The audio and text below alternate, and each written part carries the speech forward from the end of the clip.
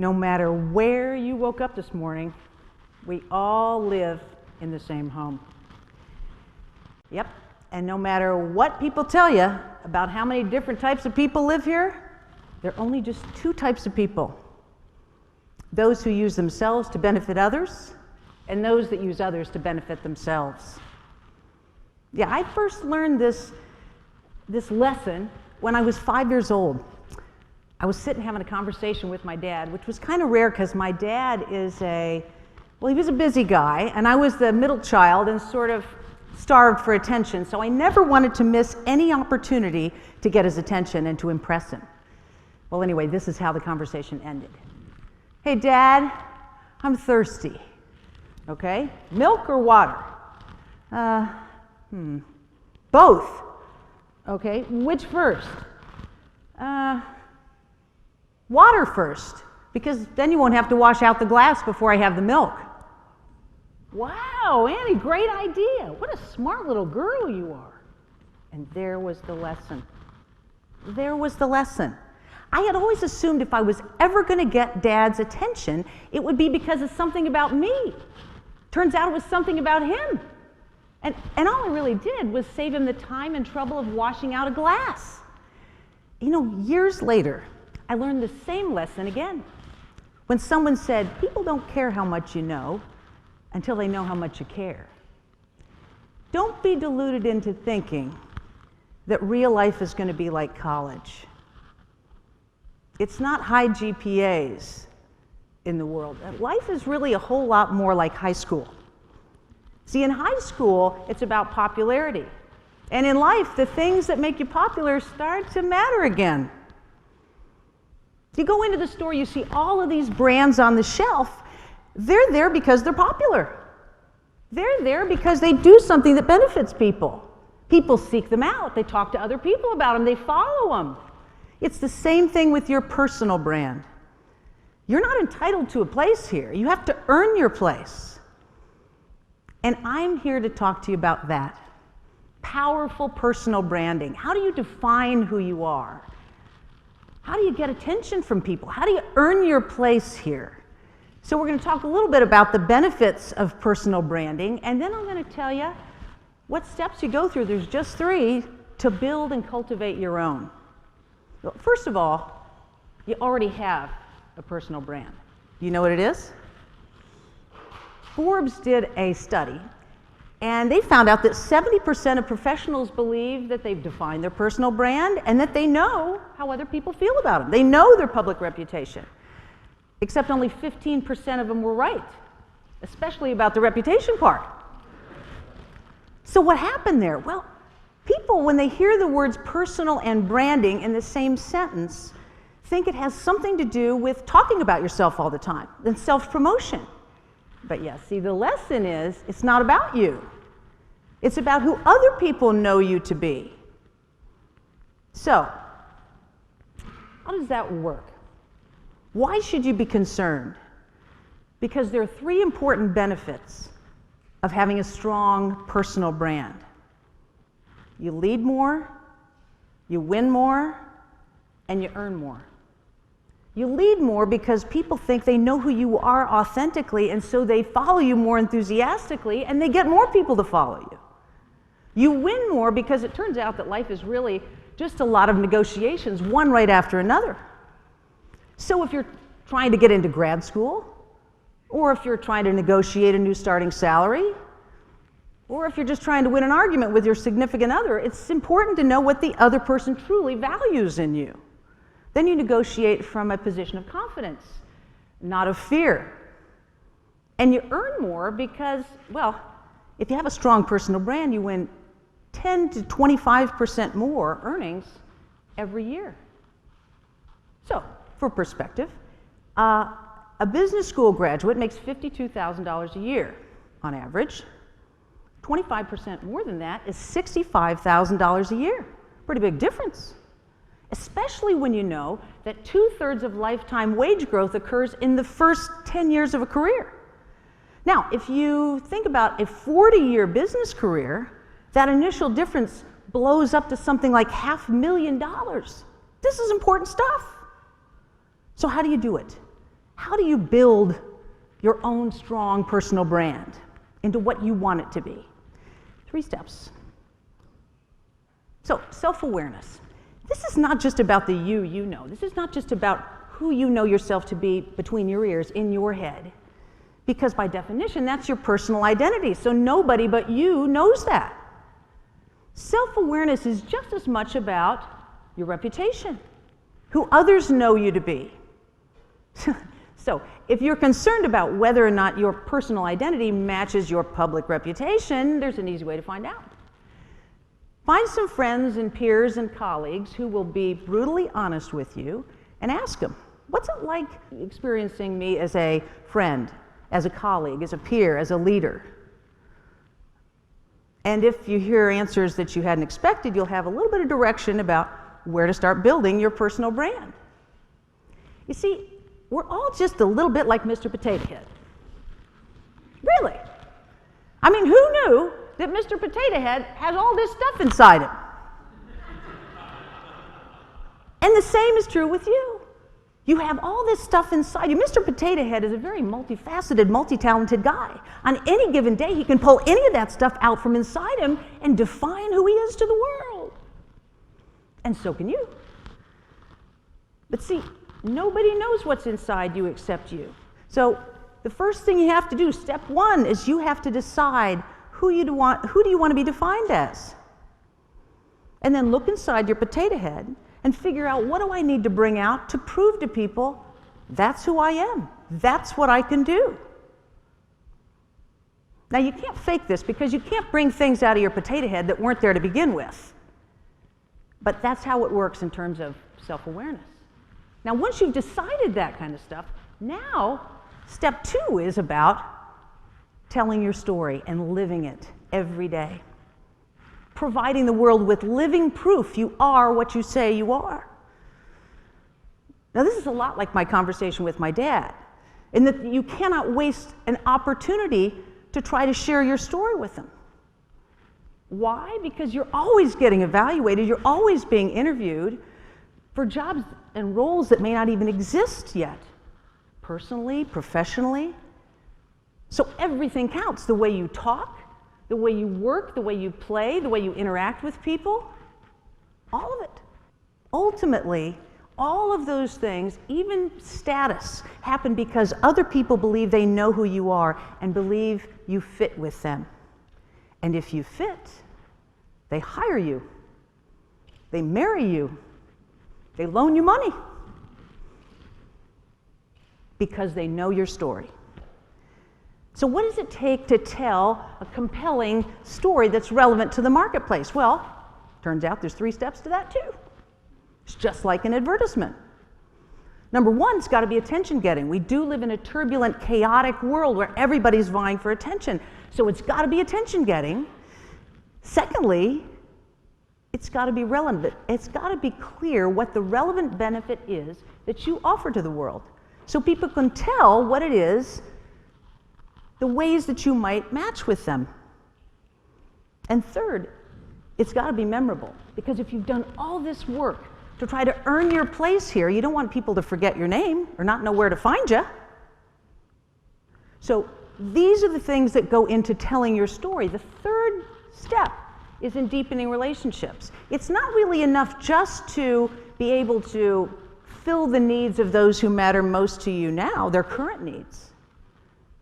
Because this is about building trust and loyalty. So this also involves recognizing and anticipating their future needs and filling them before you're asked to do it.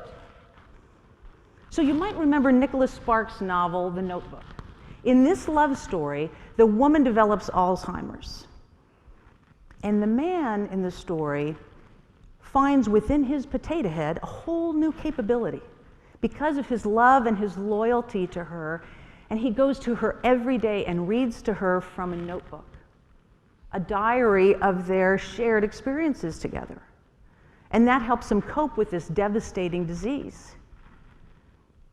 Another example, Apple is terrific at building and deepening relationships. You guys Apple users? Probably lots of you, sure. And your relationship with Apple began, probably, when you bought a laptop which was more simple and more convenient than a desktop. The Apple story is about simplicity and convenience, everything about it. So you buy the laptop, they start the relationship with you, and then they look inside their potato head and say, is there anything else in here that we can use, that we can bring out, that will show people new ways to simplify their life, to have more convenience in their life? And you know what? They found miniaturization. They found more functionality, and that's what they built into the iPhone, that's what they built into the iPad, the Apple phone. You know the idea. You probably own all those things. And this doesn't mean that they don't have competitors. Oh, geez, their competitors offer similar products, sure. And they're all trying to tell you their story, but you're not listening to them.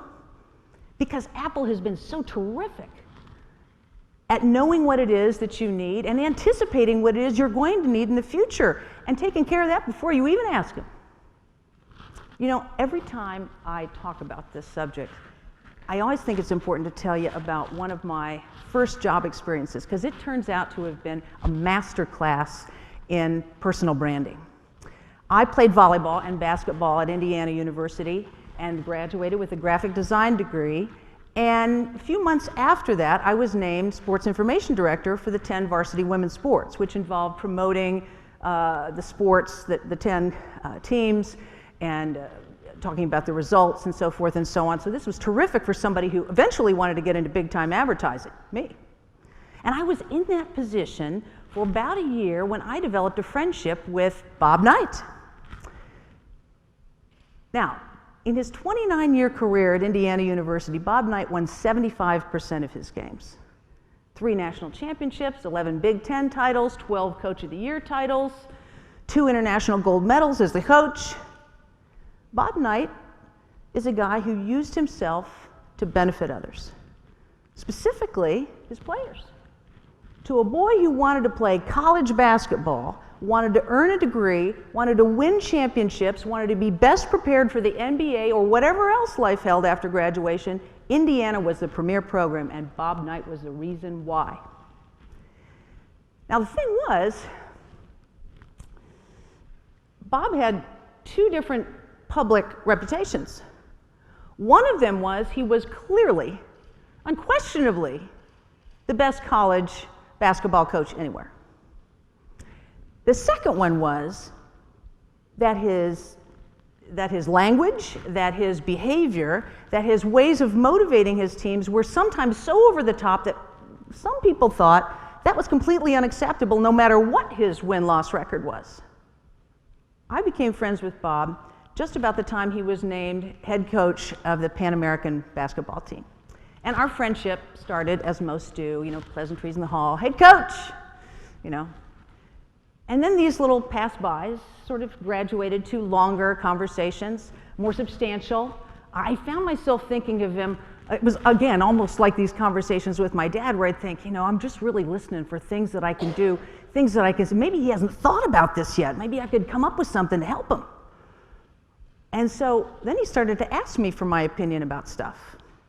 We talked a lot about, you know, what should he do in this situation with the Pan Am Organizing Committee? Or, hey, Annie, what would you do to publicize the Pan Am Games? Because nobody out there seems to know what the heck they are and how important they are to the Olympic movement. We talked a lot about the media. We talked a lot about sports writers, as you might imagine. Well, and one of these conversations finished, and he said, I got to tell you what, man, your ideas are completely different than everybody else I know, including me. I'm telling you, one of these days we're going to work together. I'm thinking, yeah, sure we are. Well, the team went off to Puerto Rico to play the Pan Am Games. And it was the best of times and worst of times for Coach Knight's brand. Best of times, the team won the gold medal convincingly, scored more than 100 points a game. But Coach was arrested, accused of assaulting a Puerto Rican policeman. Now, there wasn't really reliably good news coming out of San Juan at that time, so the only thing the public had to go on was Coach Knight's personal brand and his reputation. So the Hoosier faithful, the people who supported him, they were concerned, worried. And the people who were his foes and the people who really were against him were emboldened to be more critical than ever. It was absolutely unrelenting. the team returned from Puerto Rico, the entire Pan Am delegation, and nobody knew where Coach Knight was. I mean, the athletic director didn't know, the president of Indiana University didn't know, the governor didn't know, which was important because people were talking about extraditing him. So this is the scenario when I'm in my office one day, sitting there working, all of a sudden, there he is in my doorway. It's Coach Knight. Does anybody know where you are? I don't think so. And he stepped inside the door and closed it softly behind him. Annie, I've decided it's time we work with one another, okay? I said, what? He said, give me a minute. Now listen, you know what my priorities are. I know that what you want to do long term. I don't want to deal with all this stuff. I love the way you think. I said, okay, but what do you want me to do for you? He said, I want you to explain why I do the things I do right after I do them.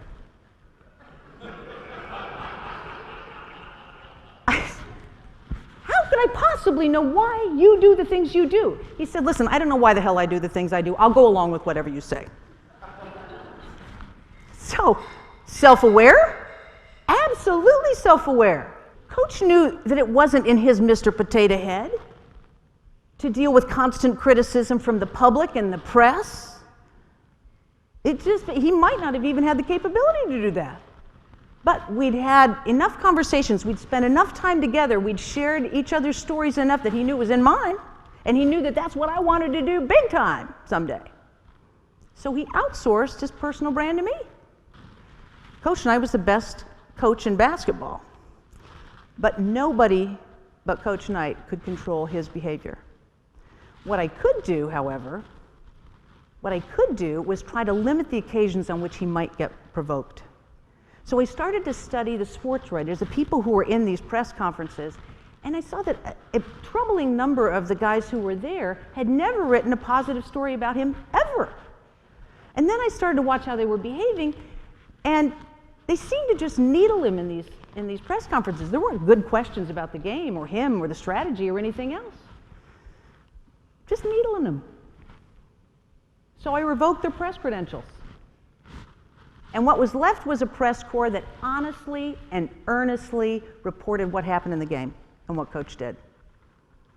In fact, one of those guys was John Feinstein, who wrote for the Washington Post. You might remember he wrote a bestseller about the Hoosiers and about Coach Knight, A Season on the Brink. Step 3, deepening relationships. Well, clearly, after Puerto Rico, the relationship between Coach Knight and the Hoosier Nation, and frankly, the public at large, was fractured. And so we had to come up with a strategy for that. It seemed the best strategy was transparency. We're Indiana University, we're the premier basketball program, and he is our coach. He's the best in the world at this. I called the producer at 60 Minutes. I'll give you an exclusive story. You have complete access to Coach. You can go into locker rooms, you can go into the games, practices, hunting, fishing, whatever it is you want to do. He loved it. And when the public and the press found out we were willing to be that open and that transparent, all of that negativity and public criticism kind of died down, almost died dead away.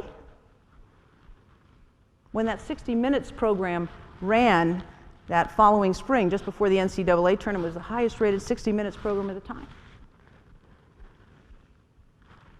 So what happened to the Hoosiers? Coach Knight? Well, in February, we won the Big Ten championship. He was named Coach of the Year in the conference. In March, we won the NCAA championship, and he was named National Coach of the Year. In May, half of the team was drafted into the NBA. And 6 months later, the Olympics Committee named him the 1984 Olympics coach. You know, once he didn't have to deal with all that stuff that wasn't in his potato head, he could deal with the stuff that was. And what about me?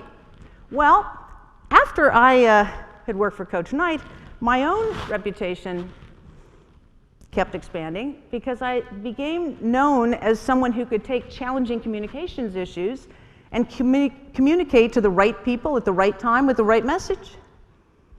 And I really wanted to be in big time advertising, and Coach Knight was good to his word. It did help, having worked for him. I did my MBA. I went on to launch my career in advertising, and that led to famous campaigns that are still running today. 2 scoops of raisins for Kellogg's Raisin Bran, Lego My Eggo for Eggo Waffles, Dow Bathroom Cleaner scrubbing bubbles, Happy Meals for McDonald's. Now what about you? If you haven't listened to anything else I've said here today, and I hope you have, but if you haven't, here's what you need to remember.